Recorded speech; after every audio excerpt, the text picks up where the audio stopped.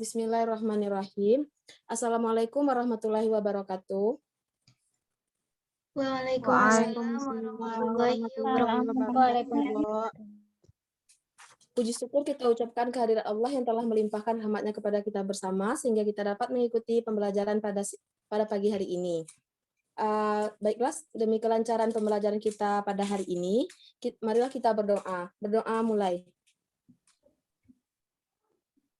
Amin.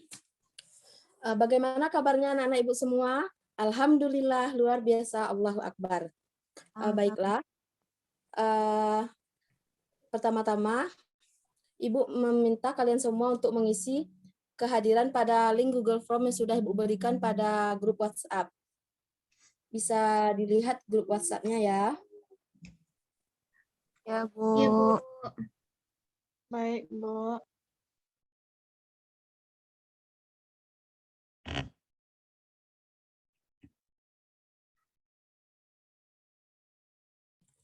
Baiklah, untuk materi pembelajaran kita pada hari ini yaitu tentang struktur dan fungsi tumbuhan. Seperti kita manusia, kita terdiri atas kaki, tangan, dan juga kepala. Dan di kepala tersebut juga terdapat bagian mata, bagian hidung, mulut, telinga. Begitu juga dengan tumbuhan. Tumbuhan juga mempunyai bagian-bagian tubuhnya. Siapa yang tahu apa saja bagian-bagian tubuh pada tumbuhan? Izin menjawab, Bu. Ya, Melin, silahkan. Setahu Melin, bagian-bagian tumbuhan itu ada akar, ada batang, ada daun, ada bunga, ada biji, Bu. Oh, lengkap sekali ya. Yang Melin sebutkan itu sudah bagus, sudah betul. Sekarang Ibu mau bertanya kepada Anissa Hidayah. Coba sebutkan, apa fungsi daun pada tumbuhan?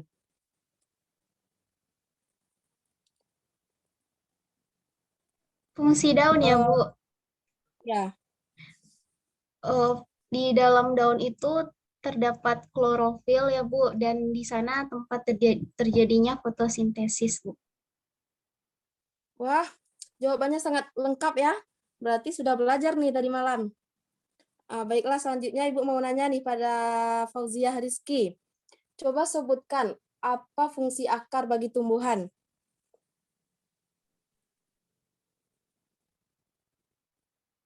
Fauziah?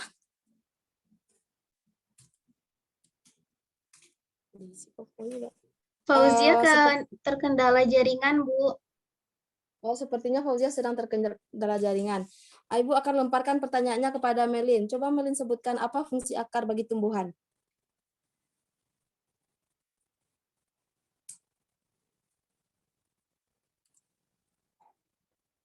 Melin? Ibu, tadi suaranya putus-putus, boleh diulang? Apa fungsi akar bagi tumbuhan, Melin?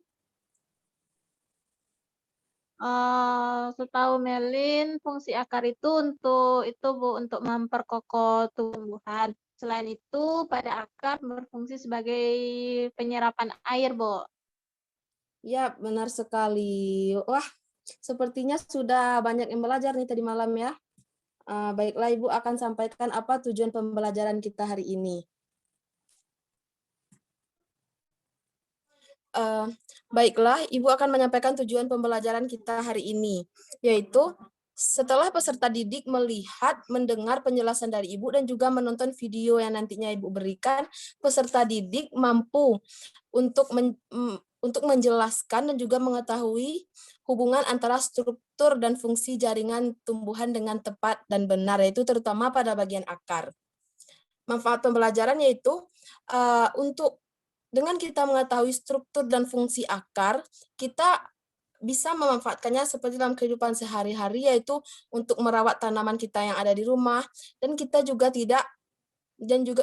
juga berupaya untuk melindungi tumbuhan karena begitu banyak fungsi tumbuhan bagi kehidupan kita.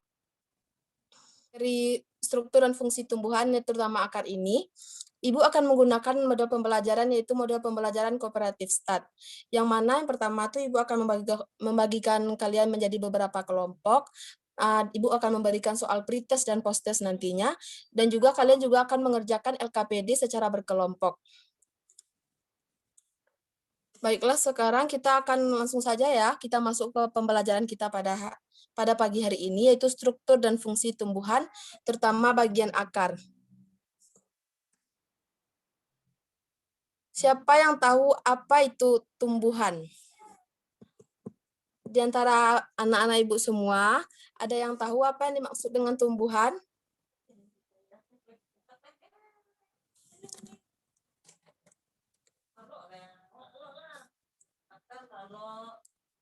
Baiklah, jika tidak ada yang tahu, Ibu akan menjelaskan sedikit ya. Tumbuhan merupakan makhluk hidup yang memiliki peran penting dalam kehidupan seperti halnya menyediakan oksigen, karbohidrat, protein, lemak, dan banyak nutrisi lainnya yang kita butuhkan itu bersumber dari tumbuhan. Bagian-bagian dari tumbuhan yaitu seperti yang sudah dijelaskan oleh temannya tadi, ada akar, batang, buah, daun, dan juga bunga.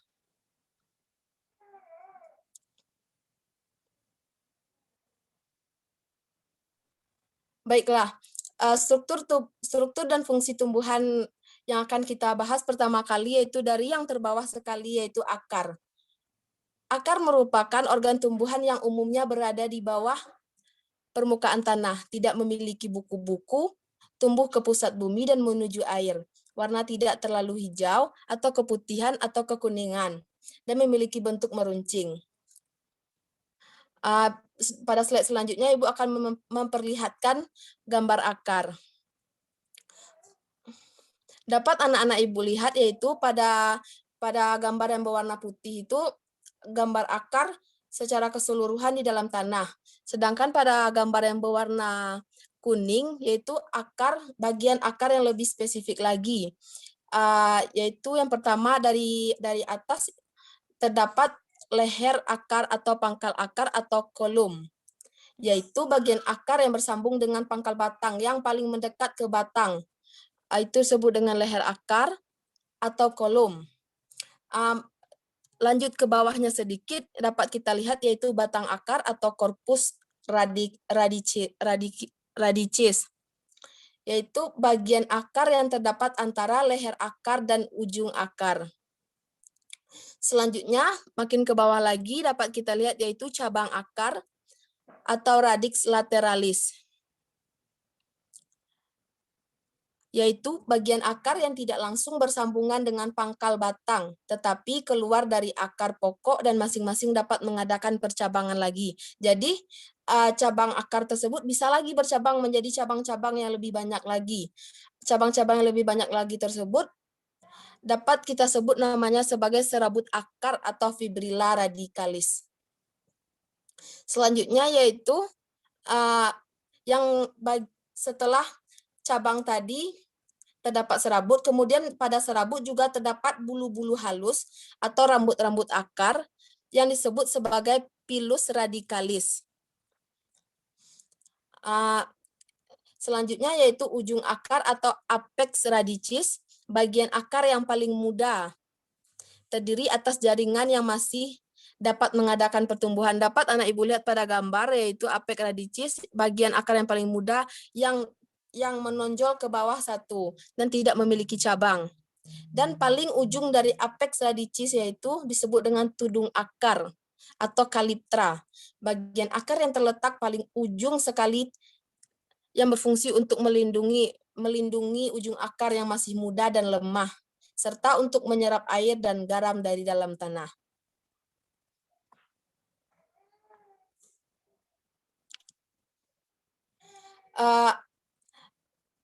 Sistem perakaran terbagi menjadi dua, yaitu akar tunggang dan akar serabut. Apakah ada di antara anak-anak ibu yang tahu apa perbedaan akar tunggang dan akar serabut? Kepada Nisa Hidayah, coba jelaskan. Ya Bu, kalau akar tunggang itu akarnya itu ada yang satu buah yang lebih panjang daripada akar-akar yang lainnya. Kalau akar serabut itu ukurannya sama panjang dan biasanya bergerombol. Wah, Bagus ya, ini udah tahu sebelumnya atau karena melihat slide PPT yang Ibu tampilkan nih? Lihat slide, Bu. Nggak apa-apa. Ibu akan menjelaskan. Terdapat dua jenis sistem perakaran pada tumbuhan, yaitu akar serabut dan akar tunggang. Tumbuhan monokotil seperti padi, jagung, dan rumput memiliki sistem perakaran serabut. Sebaliknya, pada tumbuhan dikotil seperti kacang tanah dan mangga memiliki sistem perakaran tunggang. Berdasarkan tipe percabangan dan bentuknya, akar tunggang dapat dibagi menjadi akar tunggang yang tidak bercabang dan sedikit bercabang, dan akar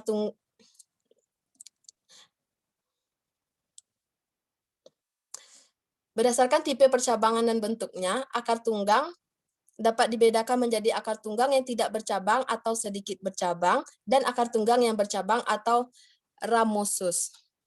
Akar tunggang yang tidak bercabang atau sedikit bercabang biasanya tidak memiliki percabangan atau hanya memiliki percabangan sedikit saja.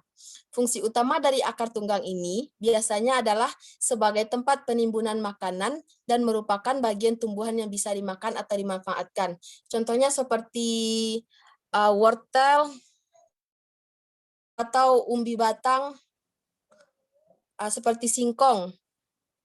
Itu merupakan akar tunggang yang percabangannya bisa dimanfaatkan atau dimakan sebagai bagi tumbuhan itu untuk tempat penimbunan makanan.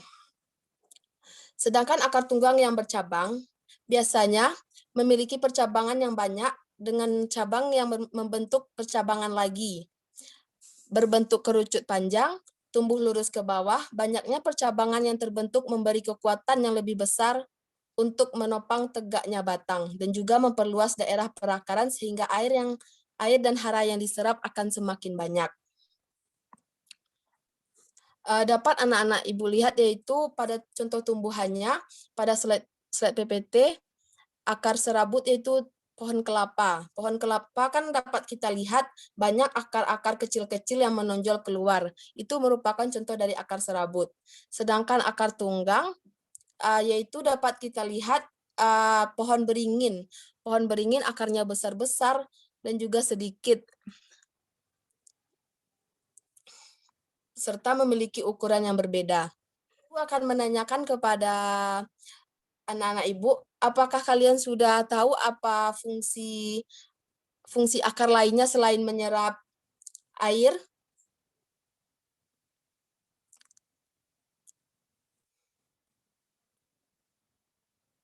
Apakah ada yang tahu apa fungsi akar lainnya selain menyerap air?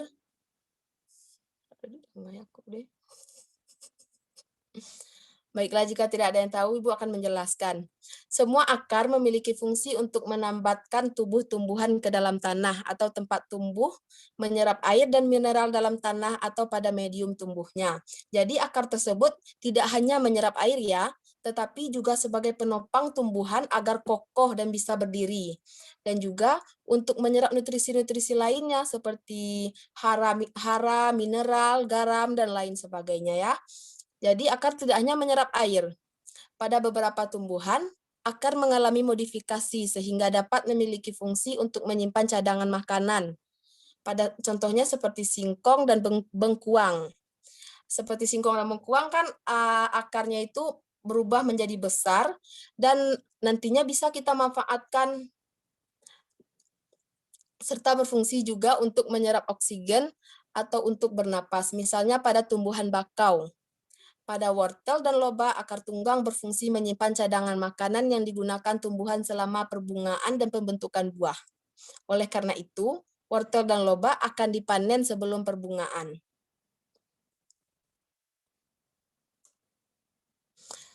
Sepertinya itu penyampaian materi dari Ibu, yaitu apakah ada di antara anak-anak Ibu yang belum memahaminya?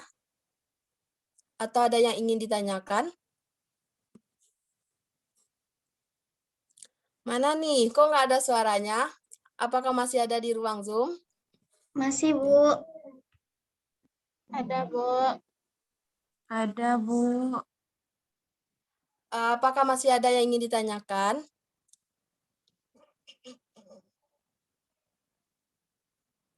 Enggak, Bu.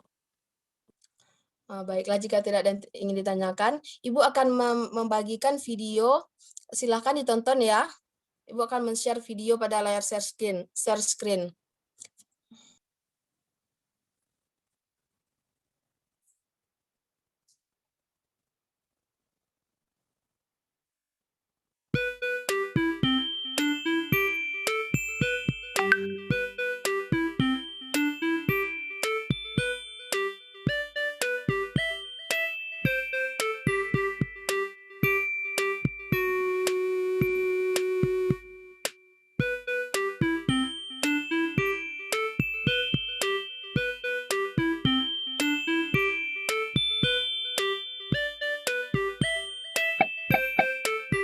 Sebagai manusia, kita memerlukan oksigen untuk bernafas. Tanpa oksigen, kita bisa susah bernafas dan bahkan tidak bisa hidup. Penghasil oksigen yang utama bagi manusia adalah tumbuhan. Karena itu, tumbuhan disebut sebagai paru-paru dunia. Tubuh tumbuhan tersusun dari beberapa bagian. Di bagian paling bawah ada akar, lalu batang, daun, bunga, buah, dan biji. Kali ini kita akan membahas tentang akar. Akar adalah bagian tumbuhan yang umumnya berada di dalam tanah. Dalam dunia tumbuhan dikenal dua jenis akar, yaitu akar tunggang dan akar serabut. Akar tunggang memiliki 4 bagian, yaitu akar pokok atau akar besar, cabang akar, rambut akar, dan tudung akar. Sedangkan akar serabut hanya memiliki 2 bagian, yaitu rambut akar dan tudung akar.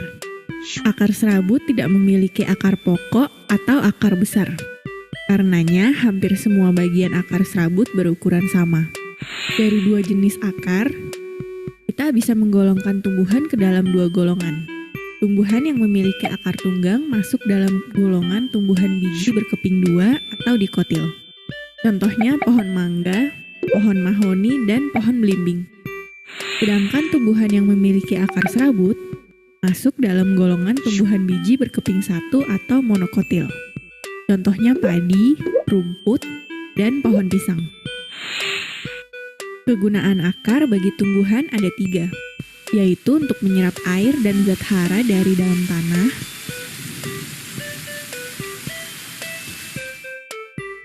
sebagai alat pernafasan tumbuhan, contohnya pada pohon bakau, sebagai tempat menyimpan cadangan makanan, contohnya pada tanaman wortel dan kentang,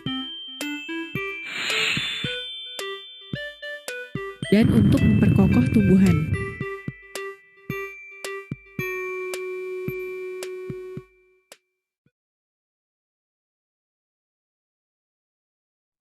Baiklah, sudah selesai ya. Apakah ada memperhatikan video yang Ibu putarkan tadi?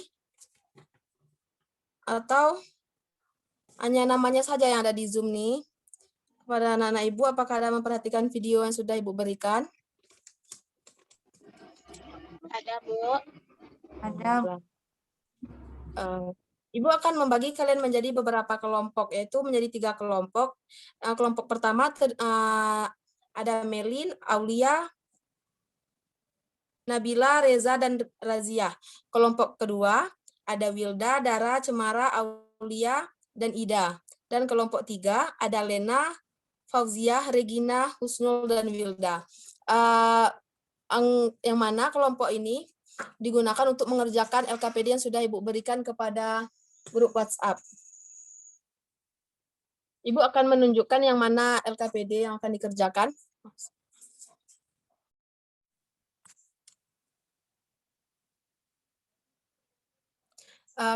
Kepada anak-anak Ibu semua, silahkan dibuka LKPD yang sudah Ibu kirimkan pada grup WhatsApp, yaitu yang berupa dokumen Word.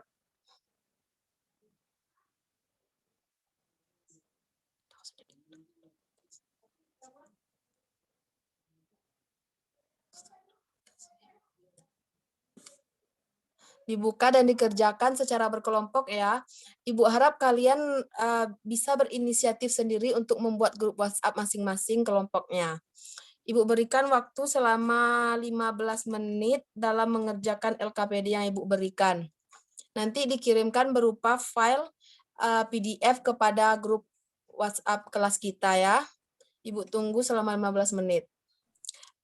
Waktunya sudah habis ya dalam mengerjakan KPD. Baiklah, Ibu akan memberikan soal pretest dan posttest pada link grup WhatsApp yang sudah dilihat tadi. Silahkan dikerjakan pretest dan posttestnya selama 5 menit. Ibu akan menunggu dan hasilnya langsung nanti akan Ibu sampaikan pada link Zoom ini siapa yang mendapat nilai tertinggi dari pretest dan posttest yang Ibu berikan. Baik, Bu. Nah, baiklah setelah Ananda semua menyelesaikan pretest dan posttestnya, nilainya itu sudah masuk langsung ke Ibu dan Ibu akan menyampaikan siapa yang mendapat perolehan nilai pretest dan posttest tertinggi ya. Ibu akan menampilkan pada layar Zoom. Tunggu sebentar.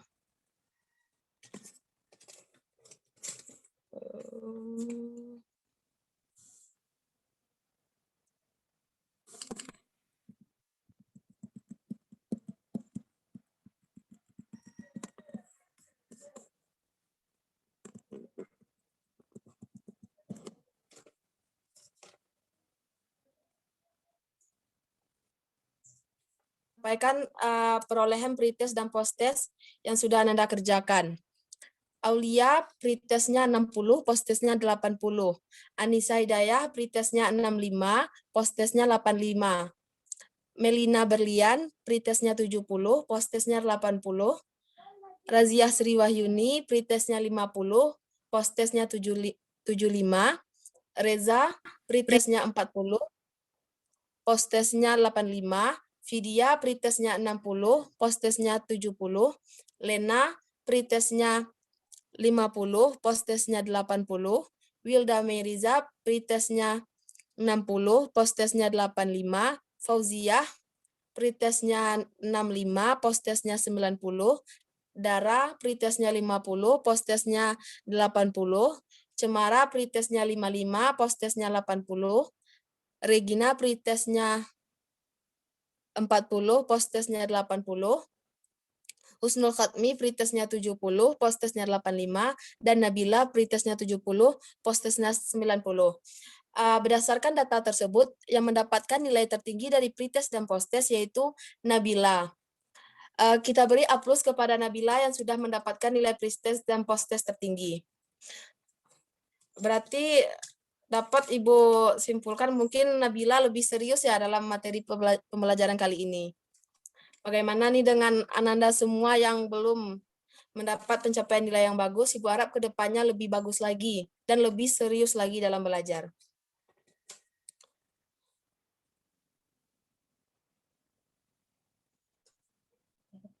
Baiklah, demikian pembelajaran kita pada hari ini. Untuk tugas minggu depan, Ibu berikan kepada kalian yaitu bukti Anda semua sudah memahami materi pembelajaran kita hari ini. Ibu tugaskan untuk membuat mind map dan di foto, kemudian dijadikan PDF dan dikirimkan ke dalam grup WhatsApp. Setelah itu, Ibu akan nilai. Untuk pelajaran minggu depan, kita akan belajar tentang struktur dan fungsi batang bagi tumbuhan. Ibu sudahi dengan Assalamualaikum warahmatullahi wabarakatuh. Waalaikumsalam warahmatullahi warahmatullahi wabarakatuh. wabarakatuh.